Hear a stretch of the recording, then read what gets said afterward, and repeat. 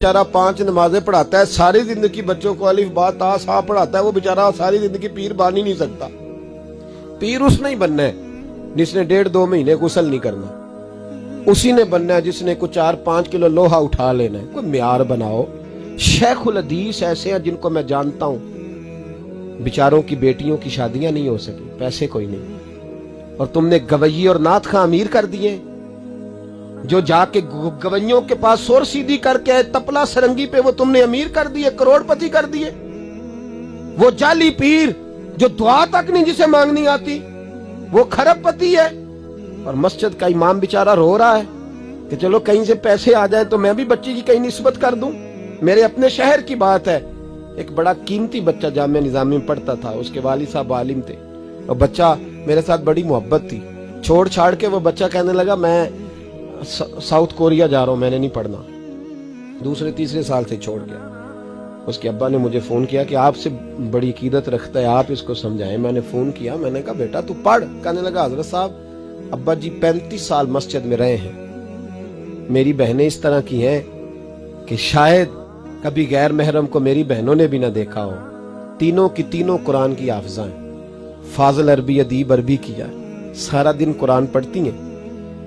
थक गया मेरा बूढ़ा सफेद दाढ़ी वाला आलिम बाप रिश्ता ढूंढते पर रिश्ता नहीं मिला, क्योंकि हम मस्जिद की छत पे रहते हैं। एक बीबी रिश्ता देखने आई थी, और जब वो छत पे चढ़ने लगी, रिश्ता दिखाने वाली उसको लेके आई, छत पे चढ़ने लगी तो चढ़ते चढ़ते कहने लगी ओहो ये मस्जिद में रहते हैं,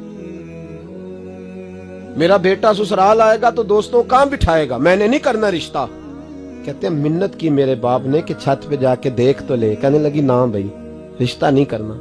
इतना जुल्म इस कौम ने किया, इतनी ज्यादती। कहने लगा साहब मैंने नहीं पढ़ना, मैंने माल कमाना है, इसलिए कि मेरी बहनें रोती हैं। खुदा का खौफ करो, एक नात से भी गुजारा हो जाता है, मेहरबानी करो। और नात के लिए सोर की जरूरत नहीं होती, इश्क की जरूरत होती है। बस कर दो, बड़ा हो गया। मदारस के बच्चों को वो रोटी खाने को मिलती है जो मैं और आप खाएं तो बीमार हो जाएं, बीमार हो जाएं, जो मदारस के बच्चों को रोटी खाने को मिलती है। और इनको जिस तरह इनका इस्तेसाल किया जाता है, लाइनों में लगा के इन्हें खैरात की तरह खाना दिया जाता है, और जो इन बेचारों का अशर होता है 100 रुपया खत्म के बाद जब चौधरी साहब देते हैं तो 200 वो बातें भी सुनाते। ये जुल्म कर रहे हो। रबीउल अव्वल आएगा तो यहाँ जनाब मेले लगेंगे, और यहाँ हालत ये होगी कि 25,000, 50,000, 60 कहां से आया तुम्हारे पास पैसा? यहाँ लुटाने के लिए पैसे हैं। और मस्जिद का इमाम मिन्नत करे 6 साल के बाद भी कि 2,000 बढ़ा दो, तो कहते कारी साहब इतने पैसे नहीं जमा होते। ये पैसा कहां से आता है? खुदा का वास्ता, ये भी मेरे आला हजरत का पैगाम है, इसको भी सुनो। आला हजरत से जब कहा गया ना, हमारे तो अल्लाह खैर करे नाथ खां और मैं वो कोई पैसे फेंकने आते हैं महफिल में तो मना करता हूँ। क्यों?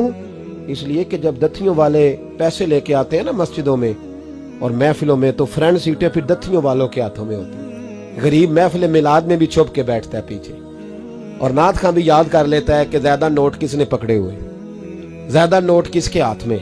वो फिर कहता है हाजी साहब है शेर तुहाडी नजर जे। मैं क्या बदबख्ता, नबी पाक दे नां दा शेर भी बंदे दी नजर हो सकता है, जिसमें हुजूर की तारीफ हो रही हो, बंदे की नजर किस तरह हो गई? शर्म करो, डरो अल्लाह ताला। सिर्फ दौलत की खातर ये भी फिक्र रजा है, करूं मद है अहले दुवल रजा, मैं करूं मद है अहले दुवल रजा, पड़े इस बला में मेरी भला, मैं गदा हूं अपने करीम।